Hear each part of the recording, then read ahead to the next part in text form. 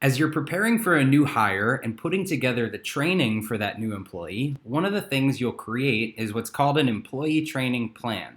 Now, it sounds pretty self explanatory, but if you take the time to put together this plan, you can really ensure that the training produces the best results. So, what does it include? First, an employee training plan should include everything that the new employee needs to know. What do they need to learn to be an effective contributing part of your company?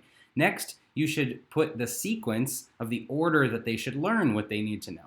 So in some companies, you walk in and training is just dropped on the desk. That's not the way to do training. In other companies, you might assign the whole Dropbox folder of all the files that you've ever accumulated for the business. That is not the way to do training.